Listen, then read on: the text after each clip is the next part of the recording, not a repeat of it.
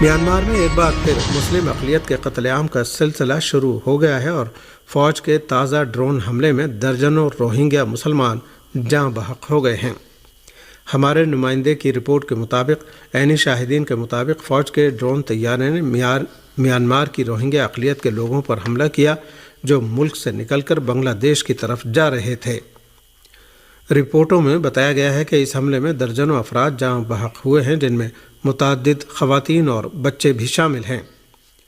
دوسری جانب روہنگیا مسلمانوں کو لے جانے والی ایک کشتی گزشتہ پیر کو دریائے ناف کو عبور کرتے ہوئے غرق ہو گئی۔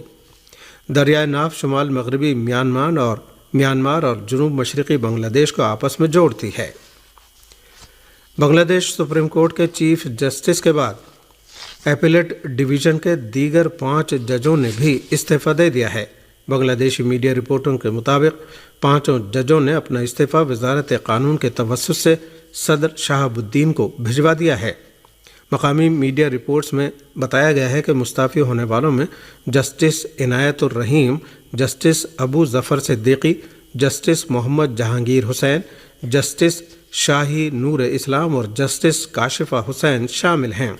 ادھر پیرس اولمپکس میں گولڈ میڈل حاصل کرنے والے پاکستانی کھلاڑی ارشد ندیم کا لاہور ایئرپورٹ پہنچنے پر والہانہ استقبال کیا گیا ہے۔ ایئرپورٹ پر وفاقی وزیر احسن اقبال سمیت دیگر سیاسی رہنماؤں نے ارشد ندیم کا استقبال کیا۔ اس موقع پر عوام کی ایک بڑی تعداد بھی ارشد ندیم کے خیر مقدم کے لیے ایئرپورٹ پر موجود تھی۔ واضح رہے کہ ارشد ندیم نے 40 سال کے بعد اولمپکس کھیلوں میں پاکستان کے لیے سونے کا تمغہ حاصل کیا ہے۔ ارشد ندیم نے پیرس اولمپکس کے نیزہ بازی مقابلے میں 97.92 میٹر کے ریکارڈ تھرو کے ساتھ سونے کا تمغہ جیتا ہے۔ میر جاوا بارڈر سے سیستان و بلوچستان پہنچنے والے پاکستانی زائرین کے پہلے قافلے کی آمد کے ساتھ ہی زاہدان میں اربعین حسینی کے زائرین کے قافلوں کو فیول کی فراہمی کا کام ہفتے کے روز سے شروع ہو گیا ہے۔ زاہدان کے پیٹرولیم مصنوعات ڈسٹریبیوشن کے ڈائریکٹر قربان علی مردانی نے بتایا کہ وہ پاکستانی اربعین حسینی زائرین کے استقبال کے لیے پوری طرح تیار ہیں۔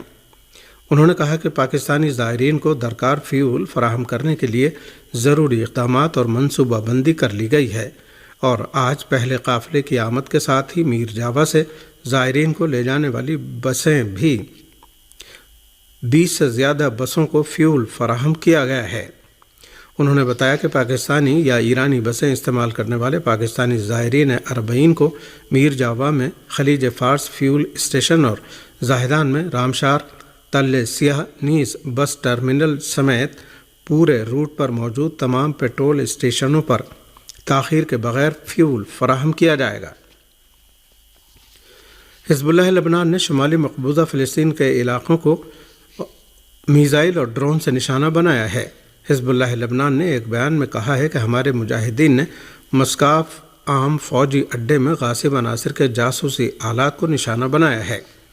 ایک اور کارروائی میں حزب اللہ کے مجاہدین نے سہونی قصبے ایلون کے ساتھ ساتھ مقبوضہ کفر شعبہ کی مقبوضہ پہاڑیوں میں واقع الرمسہ فوجی اڈے کو میزائل سے نشانہ بنایا، جس کے نتیجے میں قابضین کو نقصان پہنچا۔ حزب اللہ لبنان نے ایک اور بیان میں کہا ہے کہ اس نے کفر شعبہ کی مقبوضہ پہاڑیوں میں واقع زبدین فوجی اڈے کو بھی میزائل سے نشانہ بنایا ہے۔ صہیونی میڈیا ذرائع نے بھی اعلان کیا ہے کہ شمالی مقبوضہ فلسطین میں حزب اللہ لبنان کے وسیع پیمانے پر راکٹ اور ڈرون حملوں کے نتیجے میں 5 اسرائیلی فوجی زخمی ہوئے ہیں۔ الجلیل سمیت بعض علاقوں میں زبردست دھماکے بھی ہوئے ہیں۔ غاصب صہیونی حکومت کی تازہ وحشیانہ جارحیت پر مغربی رہنماؤں کی جانب سے بھی مذمت کا سلسلہ جاری ہے۔ یورپی یونین کی خارجہ پالیسی کے سربراہ جوزف بوریل نے کہا ہے کہ شہر غزہ میں التابعین اسکول میں فلسطینی نمازیوں پر صہیونی حکومت کے حملے نے انہیں وحشت زدہ کر دیا ہے اور اس طرح کے قتل کا کوئی جواز نہیں ہے۔ جوزف بوریل نے سوشل میڈیا ایکس پر لکھا کہ غزہ میں ایک اسکول پر اسرائیلی حملے کے ویڈیو دیکھ کر، جن میں رپورٹوں کے مطابق 10 فلسطینی مارے گئے ہیں، وحشت زدہ ہوں۔ انہوں نے مزید کہا کہ جنگ شروع ہونے کے بعد سے اب تک 40,000 سے زیادہ فلسطینی شہید ہو چکے ہیں، لیکن اسرائیلی وزیر خزانہ نے جنگ بندی کی مخالفت کی ہے جو اسرائیلی عوام کے مفادات کے خلاف ہے۔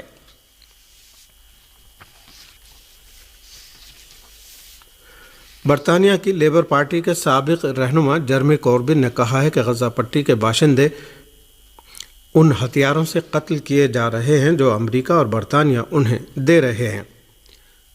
جرمی کوربن نے اتوار کو العربی الجدید کو انٹرویو دیتے ہوئے تابعین اسکول پر صہیونی حکومت کی بمباری میں 100 سے زیادہ افراد کے قتل عام کی مذمت کی اور کہا کہ اسرائیل کو ہتھیاروں کی سپلائی نہایت شرمناک ہے۔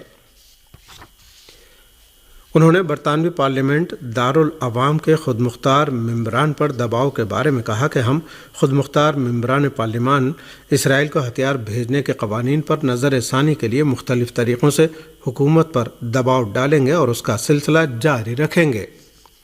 اس برطانوی ممبر پارلیمنٹ کا کہنا ہے کہ اسرائیلی وزیر اعظم نیتن یاہو کو گرفتار کرنے کے عالمی عدالت کے حکم پر برطانیہ کے اعتراض کو حکومت پر دباؤ ڈال کر واپس لے لیا گیا ہے۔